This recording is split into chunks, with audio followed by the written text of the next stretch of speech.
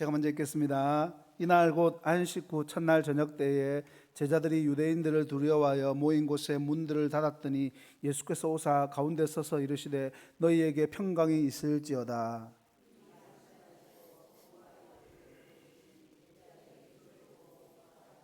예수께서 또 이르시되 너희에게 평강이 있을지어다. 하나님께서 나를 보내신 것 같이 나도 너희를 보내노라.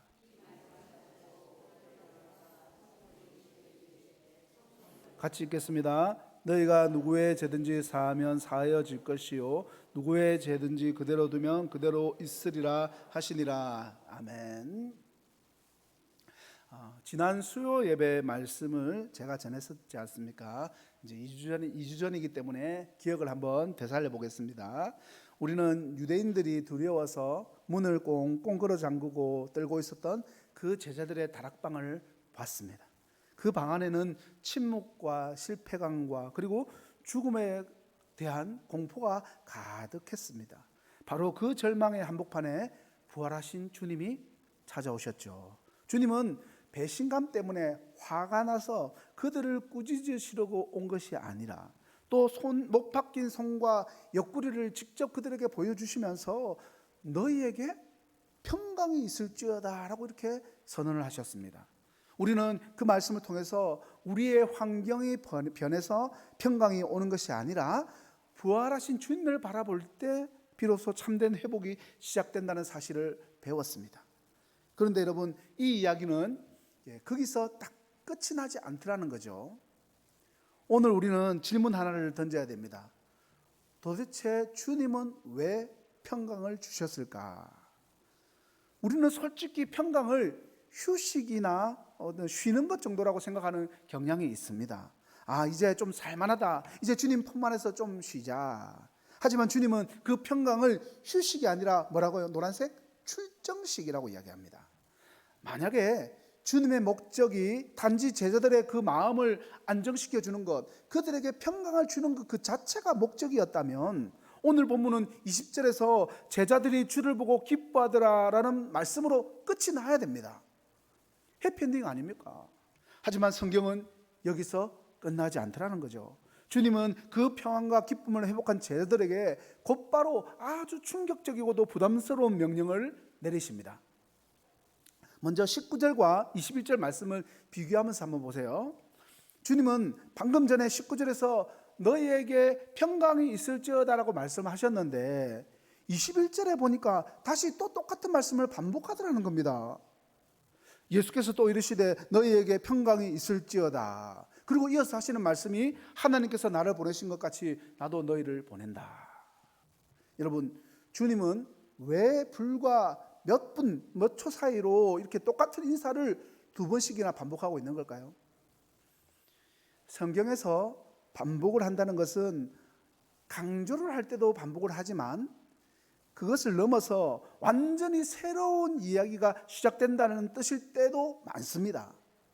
19절의 이 첫 번째 평강이 과거의 상처를 고쳐주는 그런 치유의 평강이었다면 이 21절의 두 번째 평강은요, 거친 세상으로 나아가게 하는 파송의 평강과 같은 말씀입니다. 이 차이를 아는 것이 신앙생활에서 너무나도 중요합니다. 왜냐하면 많은 성도들이 이 첫 번째 평강, 즉 위로받고 치유받는 단계에서 멈추려고 하는 그런 성향들이 있기 때문입니다. 주님, 여기가 좋습니다. 이 은혜의 방 안에서 우리끼리만 찬양하고 위로받으며 살고 싶습니다. 저 바깥 세상은 너무 무섭고 시끄럽습니다 하면서 마음의 문까지도 닫아버린다는 거죠. 하지만 여러분, 이스라엘이라는 땅의 그 지형이 보여주는 아주 중요한 영적 교훈이 하나 있습니다. 이스라엘의 지도를 여기 보시면 대충 나와 있죠. 그래서 보면은요,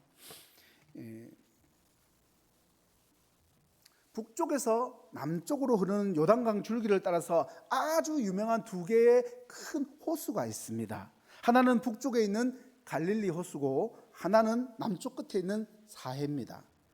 둘 다 사실은 호수인데 너무 넓어가지고 바다라고 이렇게 부르는 그런 곳이죠.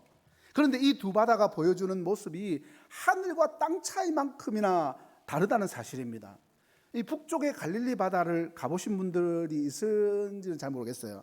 근데 여러분, 그 북쪽 갈릴리 바다는요, 성경에서 봐도 생명력이 넘쳐나는 바다더라는 겁니다. 물고기가 펄떡이면서 뛰어놀고, 어부들은 그 우물을 던져서 호수 주변에는요 푸른 나무와 꽃들이 그렇게 자라고 있습니다. 예수님께서 제자들을 부르시고 사역하셨던 그곳은 말 그대로 살아있는 생명의 바다입니다. 그런데 남쪽 밑으로 쫙 내려와서 저기 데드시라고 되어 있지 않습니까? 사해, 이름 그대로 죽은 바다입니다. 그곳에는요 물고기 한 마리도 살지 않습니다. 주변에는 풀 한 폭이 자라지 않는 척박한 광야만 남아있을 뿐이고, 물가에는요 하얀 소금 결정이 가득하기 때문에 적막과 죽음이 흐르고 있는 그런 것처럼 보입니다. 도대체 왜 이런 극과 극의 차이가 났을까? 왜 생겼을까? 놀랍게도 이 두 바다의 근원지, 수원지가 똑같다는 거예요. 저 꼭대기에 헐몬산 보이지 않습니까? 그 헐몬산에서 흘러내린 일급수를 둘 다 받아요. 요단강을 따라가지고. 결정적으로 이 둘의 운명을 가른 것은 흘려보내느냐 가두어 두느냐의 차이가 있다는 겁니다. 갈릴리 바다는요 헐몬산에서 받은 물을 자기 안에 가두어 두지만 않고 아낌없이 남쪽에 있는 요단강으로 다시 흘려보냅니다. 쉴 새 없이 샘물을 받고 쉴 새 없이 또 흘려보내니까 언제나 맑고 푸른 생명력을 유지하고 있다는 겁니다. 그런데 사해는 좀 달라요. 사해는 그냥 받기만 할 뿐 단 한 방울의 물도 밖으로 내보내지 않습니다. 욕심쟁이처럼 그렇게 들어오는 물을 움켜쥐고 문을 닫아버렸습니다. 그러자 어떤 일이 일어났느냐? 뜨거운 태양볕 때문에 수분이 증발하고 남은 것은 지독하게 짠 염분 덩어리뿐이에요. 물이 점점 더 끈적끈적해지고 무거워져 가지고 그 어떤 생명도 살 수 없는 죽음의 물로 그렇게 썩어버린 겁니다. 여러분, 우리의 신앙도 마찬가지입니다. 우리가 주님께 받은 평강과 주님께 받은 은혜를 나만 좋으면 돼, 그렇게 교회 안에서 내 마음 안에만 가두어두면 어떻게 되느냐? 우리의 영혼도 영적인 사해바다처럼 변해버릴 수 있다는 겁니다. 여기 화면에 나오죠. 고인물은 반드시 썩습니다. 우리끼리만 좋고 우리끼리만 위로받는 신앙은 결국 영적인 비만을 부르면서 나중에는요 그 평안함이 영적 나태함으로 변질되고 썩어버리게 된다는 그런 원리입니다. 주님은 결코 그것을 원하지 않으셨습니다. 그래서 평강을 주신 후에 곧바로 명령을 하십니다. 나도 너희를 보내노라. 이것은 너희가 받은 그 평강을 움켜쥐고 사해처럼 썩지 말고 갈릴리처럼 세상으로 흘려보내라는 그런 주님의 강독한 뜻이 담겨져 있는 말씀입니다. 여러분, 흘려보낸다는 것에 대해서 너무 거창하게 생각할 게 없습니다. 여러분, 오늘 이 예배를 통해서 받은 은혜와 평강을 가지고 이제 집에 가시면 집에 남편이 설거지도 하나도 안 해놓고 이렇게 자빠져서 TV만 보고 있을 수 있습니다. 그런데 여러분, 그때 따뜻한 말 한마디를 건네는 거죠. 정말 힘들겠지만, 그리고 직장에서 동료에게 커피 한 잔 사주는 거, 그런 게 흘려보내는 겁니다. 참고로 제가 커피 참 좋아합니다. 여러분, 이 평강을 가둬두지 마십시오. 문을 열고 가정으로 일터로 이웃에게 흘려보내십시오. 그럴 때 여러분의 영혼 또한 갈릴리처럼 날마다 새로운 생명력으로 넘쳐나게 될 줄로 믿습니다. 자, 이제 우리는 충전된 그 평강을 안고 문을 열고 나가야 되겠구나, 그렇게 내가 사이처럼 그렇게 갇히지 말아야지, 갈릴리처럼 흘려보내야지, 이제 말씀 들으면서 보통 그렇게 결단을 하고 마음먹을 겁니다. 그런데 막상 그렇게 갈릴리처럼 흘려보내려고 하고 나가려고 하다 보니까 막막한 마음이 들 때가 있더라는 겁니다. 어디로 가서 무엇을 어떻게 해야 될까? 주님은 우리들에게 무책임하게 등 떠밀듯이 그렇게 내어놓지 않았다는 거죠. 우리가 따라가야 할 완벽한 롤 모델을 제시를 해주고 있습니다. 21절 말씀이죠. 같이 읽겠습니다. 시작. 예수께서 또 이르시되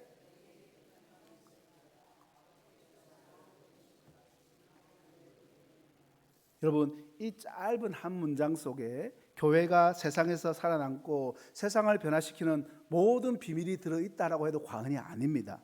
여러분, 세상에 말하는 성공의 원리가 무엇입니까? 더 높은 곳을 향해서 올라가라는 겁니다. 늘 업그레이드를 해라는 거죠. 그래서 비행기를 타도 1등석, 아파트를 사도 로얄층, 직장에서도 승진, 남들보다 더 높이 올라가고 더 대접받는 자리에 앉는 것을 성공이라고 그렇게 말하죠. 우리는 본능적으로 더 높고 더 편하고 더 대접받는 자리를 원합니다. 그런데 예수님의 원리는요, 정반대입니다. 그분의 삶은 철저히 더 낮은 곳으로 내려가는 겁니다. 다운그레이드. 우주에서 가장 높으신 하나님이셨지만 가장 낮고 천한 말구유로 자신의 주의를 끌어내리셨습니다. 왕이 종이 되셨고 창조주가 피조물의 몸을 입으셨습니다. 군림하러 오신 것이 아니라 발을 씻겨주러 오신 거죠. 사도 바울은 빌립보서 2장에서 이것을 자기를 비워 종의 형체를 가지사라고 표현하시지 않습니까? 이것이 바로 성육신입니다. 이 내려감의 원리, 영성은요, 이 원리를 삶으로 보여준 그런 한 인물이 있습니다. 우리가 너무나 잘 알고 설교 중에 자주 거론하는 인물이죠. 헨리 나우엔. 이분은요, 당대 최고의 지성인으로서 하버드대 교수였고 쓰는 책마다 베스트셀러가 될 정도로 그런 분이었지 않습니까? 그는 말 그대로 인생의 정점, 가장 높은 꼭대기에 서 있었다고 해도 과언이 아닌 사람입니다. 그런데 어느 날 갑자기 그가 모든 교수직과 명예를 내려놓고 캐나다의 지적 공동체인 장애인 공동체 이 라르슈 데이브레이크로 들어가게 되는 겁니다. 동료들이 말렸죠. 아이 교수님, 그 뛰어난 지성으로 더 큰 일을 하셔야죠. 왜 말도 안 통하는 곳에 가서 그렇게 인생을 허비하십니까? 왜 스스로 내려가려고 하십니까? 그곳에서 헨리 나우엔이 맡은 일은요, 아담이라고 하는 중증장애인 청년의 이 대소변을 받아내주고 씻겨주는 일이었습니다. 아담은 그가 하버드대 교수인 것도 몰랐죠. 헨리 나우엔은 훗날에 이렇게 고백을 합니다. 하버드대에서 내가 남들보다 더 높이 올라가야만 사랑받는 줄 알았습니다. 그러나 아무것도 해줄 수 없는 아담을 섬기면서 가장 낮은 곳으로 내려왔을 때 나는 비로소 나의 업적이 아닌 존재 자체를 사랑하시는 하나님의 사랑을 만났습니다. 사랑하는 성도 여러분, 이것이 바로 보냄받은 자의 삶입니다. 우리가 세상에 나간다는 것은요, 내가 교회에서 받은 직분이나 영적인 우월감을 가지고 세상 사람들을 가르치려는 것이 아닙니다. 오히려 예수님처럼 헨리 나우엔처럼 내가 가진 권리를 포기하고 더 낮은 자리로 내려가서 섬기는 것 기억하십시오. 여러분, 세상은 우리가 높아질 때는 박수를 쳐주겠죠. 그런데요, 우리가 낮아질 때는요, 감동을 받습니다. 우리가 기꺼이 낮아질 때 세상은 우리의 그 모습 속에서 비로소 예수 그리스도를 발견하게 될 것입니다. 오늘날 세상이 교회를 향해서 왜 손가락질을 할까? 물론 많은 이야기를 들으셨죠. 인류 역사상 교회가 그렇게 박수를 받고 환호를 받은 적은 별로 없을 겁니다. 세상으로부터. 그렇지만 유독 또 오늘날 왜 이렇게 심해졌을까? 여러 가지 이유가 있겠지만 어쩌면 우리가 세상 속에 섞이지 않으려고 하고 교회라는 우리만의 깨끗한 성을 쌓고 그 안에서 우리끼리만 거룩하다고 자족하고 있기 때문은 아닐까요? 나를 보내신 것 같이 너희도 가라는 이 말씀은 세상이 악하다고 비판만 하지 말고 그 망가진 세상 속으로 들어가라는 뜻입니다.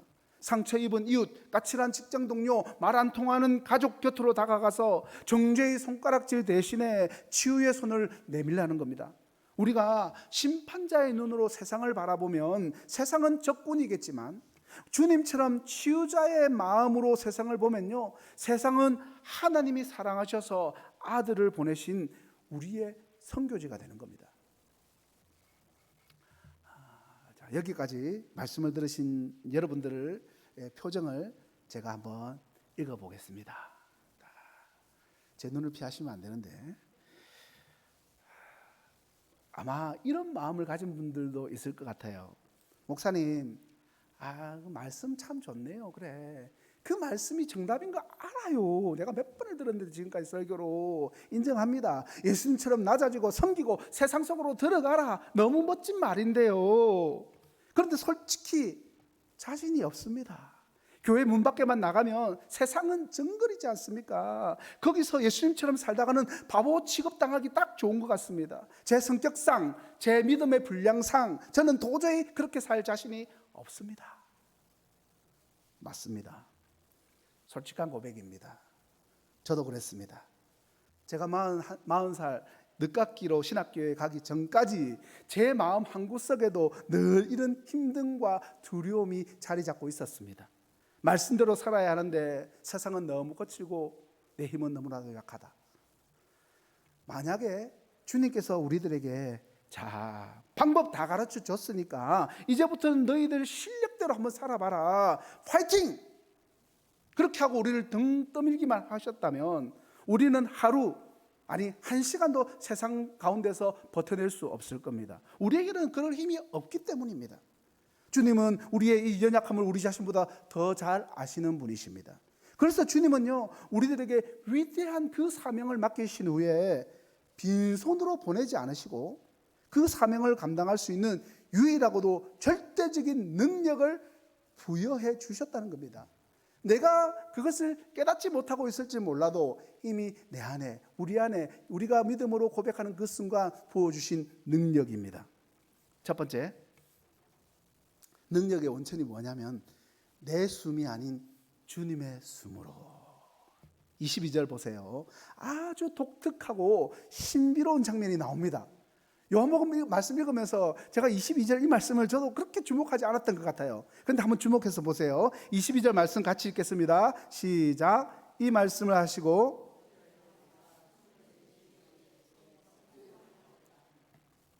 여러분, 주님께서 제자들의 얼굴 가까이 대시고 하고 숨을 불어넣는 장면입니다. 한숨 쉬는 이게 아니고 하고 숨을 불어넣어 주시는 거예요. 성경의 결정적인 순간들이 떠오르시죠? 첫 번째는 창세기 2장입니다. 흙으로 빚어진 사람에게 하나님이 생기를 불어넣으시면서 생명이 되게 하셨던 그 장면들. 두 번째는요, 에스겔 37장입니다. 마른 뼈들에게 생기가 들어갔을 때 그들이 뭐가 됩니까? 군대가 되었지 않습니까? 지금 부활하신 주님은 두려움에 떨면서 흙덩어리처럼 정말 무기력하게 주저앉아 있는 그 제자들에게 마른 뼈와 다를 바 없는 그들에게 제2의 창조, 즉 재창조의 숨결을 불어넣고 있다는 겁니다.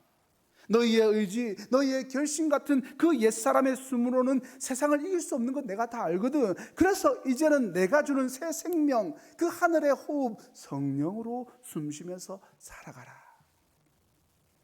여러분, 이 성령이 임하면 어떤 일이 벌어집니까? 문을 걸어 잠그고 벌벌 떨고 있었던 겁쟁이 베드로가 성령의 불을 받자마자 문을 박차고 나가서 예루살렘 한복판에서 담대하게 외치지 않습니까? 우리가 세상으로 나갈 수 있는 용기는요, 내 결심, 내 능력, 내 힘 위에서 나오는 게 아닙니다. 내 안에 숨쉬고 계신 성령님으로부터 말미암아서 폭발하듯이 터져 나오는 겁니다.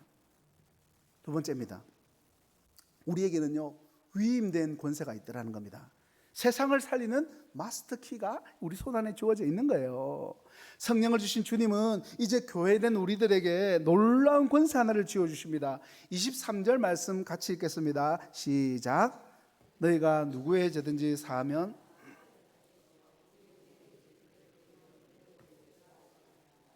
여러분, 이 말씀은 이제 오해하면 안 됩니다.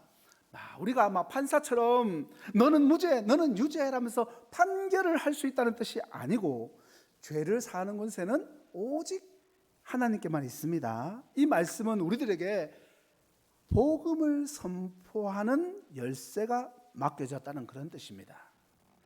여러분, 세상을 한번 보십시오. 사람들은 돈 버는 법, 성공하는 법, 건강해지는 법을 잘 알고 있습니다. 서점에 가면 그런 책들이 넘쳐나고 있죠. 그러나 죄 문제를 해결하고 영원한 생명을 얻는 길은 세상 어디에도 없습니다. 있다면 성경 말고 다른 데 있다고 말하면 그건 다 가짜입니다. 가짜는 있을 수 있지만 참된 진리의 그 생명의 길을 얻는 방법은 없습니다. 국회 도서관에 가보십시오. 없습니다. 대기업 회장실 가서 물어보십시오. 모릅니다. 그 답은 없습니다. 오직 복음을 맡은 저와 여러분, 바로 우리 손에 그 해답이 들려져 있더라는 겁니다. 이것은 우리가 영적인 슈퍼갑이다라고 할 수 있는 그런 손에 쥔 것입니다. 세상적인 기준으로 보면요, 우리는 그들보다 돈도 없고 권력도 없는 을처럼 보일지 모릅니다. 늘 눈치 봐야 하는 존재처럼 보인다는 거죠. 하지만 영적으로 우리는 세상의 그 누구보다 부유한 자들입니다. 왜냐하면 세상에서 가장 똑똑하고 잘 나가는 사람이라 할지라도 우리가 입을 열어서 복음을 전해주지 않으면 그 영혼은 결코 구원받을 수 없기 때문입니다. 여러분, 시각을 좀 바꾸셔야 돼요. 내가 복음을 전하지 않으면, 내가 입을 열지 않으면 대기업 이재용 회장이라 할지라도 구원받을 수 없다니까요, 여러분. 그런 의미에서 그들의 영원한 운명이 우리의 입술에 달려 있는 겁니다. 그러므로 여러분, 기죽지 마십시오. 이 말씀 듣고 갑질하라는 말처럼 들으시면 안 됩니다. 그들에게 없는 생명의 열쇠를 쥐고 있기 때문에 비굴하지 않게 당당하게 사랑을 베풀라는 겁니다. 베드로와 요한이 성전 미문 앞에 앉은 안전뱅이에게 했던 말을 기억하십시오. 은과 금은 내게 없으나 내게 있는 이것을 네게 주노니 나사렛 예수 그리스도의 이름으로 일어나 걸으라.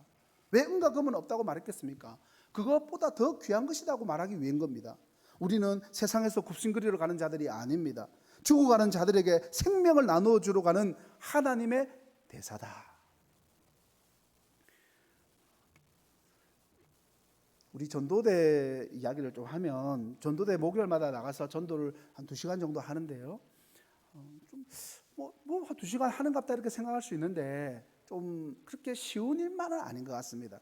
왜냐하면 모든 사람들이 그렇게 다 복음을 듣고 감사하다고 느끼면 좋겠지만 많은 사람들, 대부분의 사람들이 복음을 거부하고 그냥 쌩하고 지나쳐가고 손사래를 치기 때문입니다. 자, 그렇게 지나가는 사람이 있을 때마다 우리 권사님들이 뒤통수야 되고 이야기를 하죠. 예수님 믿으세요. 예수님 믿고 복 받으세요. 예수님 믿고 천국 가세요.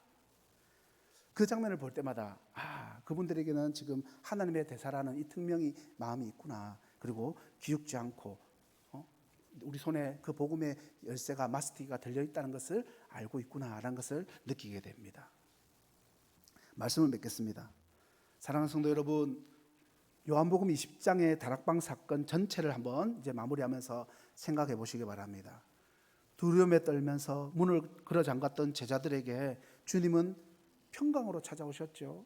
그 평강은요, 상처 입은 마음을 치유하는 위로였지만 동시에 그들을 세상으로 다시 보내시는 명령이기도 했습니다.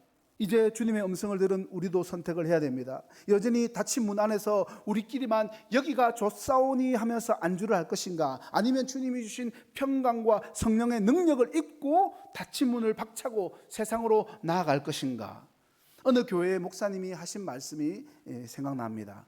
교회는 호화로운 유람선이 아니라 교회는 폭풍우 치는 바다로 나가는 구조선입니다. 유람선의 목적은 무엇입니까? 승객들이 편안하게 즐기는 게 목적입니다. 오직 나의 편안함이 중요하죠. 그러나 구조선의 목적은 다릅니다. 구조선은요, 파도가 치면 칠수록 더 깊은 바다로 들어갑니다. 왜냐하면 그 바다에는 생명을 살려야 한다는 절박한 사명이 있기 때문입니다. 오늘날 많은 성도가 교회를 유람선처럼 생각하고 있는 것 같습니다. 와서 위로받고 좋은 말씀 듣고 마음의 평안을 얻고 돌아가는 것, 그것만으로 만족을 하더라는 겁니다. 물론 위로 필요하죠. 좋습니다. 제자들도 주님으로부터 평강을 받았지 않습니까? 그런데 기억하십시오. 주님이 우리를 구주해 주신 이유, 우리에게 평강을 주신 이유는요, 이제 우리를 또 다른 조난자들을 위해서 구조대원으로 우리를 삼기 위해서 구원해 주신 겁니다.